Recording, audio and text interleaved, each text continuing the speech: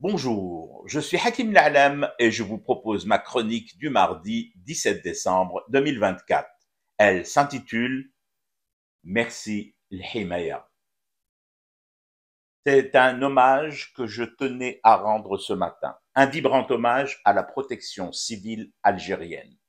Quand je vois qu'en France, la cellule de crise pour Mayotte, 72 heures après le passage du cyclone, en est encore à promettre l'envoi de secours, d'équipes de pompiers et de médecins, je ne peux faire autrement que de leur rendre cet hommage. Quand j'apprends que Mayotte, 3 jours après le cyclone, a subi une deuxième catastrophe majeure, l'arrivée hier lundi sur place de Rotaillot, je me dois à ce devoir d'hommage sincère.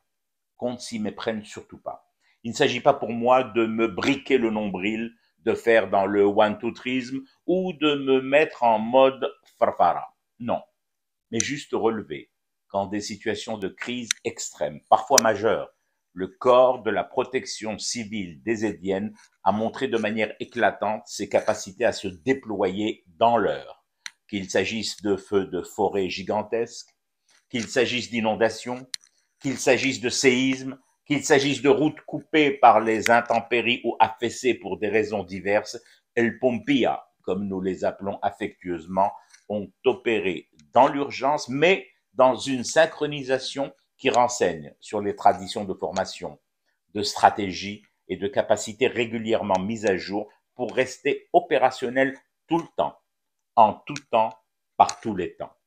Je crois que c'est aussi cela qui gêne, qui exacerbe la malveillance chez nos anciens colons et accessoirement dans leur province en protectorat, le royaume de Bousbir. On comprend mieux aujourd'hui pourquoi le Maroc a refusé notre aide en matériel, vivres et bataillons de la protection civile des Édiennes.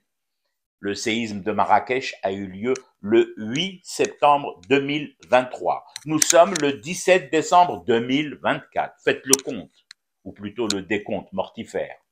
Aujourd'hui, des habitants de la zone la plus touchée, la plus meurtrie, la commune d'Iril, sur les hauteurs du Cache-Misère, Marrakech, dorment encore sous des tentes.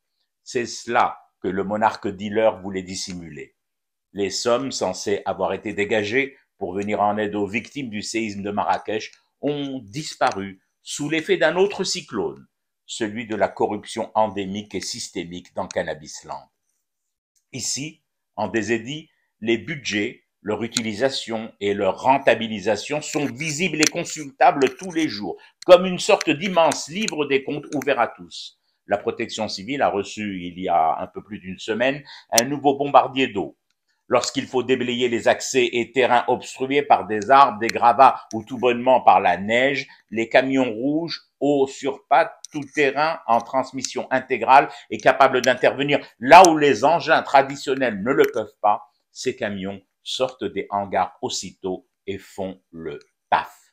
Ça paraît simple, c'est énorme. Nous ne sommes pas la France, nous ne sommes qu'un pays émergent. Mais nous avons fait en sorte qu'un corps républicain comme la protection civile soit doté, équipé et en mesure de ne pas laisser les populations sinistrées en rade. Au moment d'entamer la rédaction de cette chronique, j'ai d'abord attentivement écouté Salama Rania. Qui est Salama Rania? C'est une sénatrice française Renaissance de Mayotte, donc du bloc macroniste.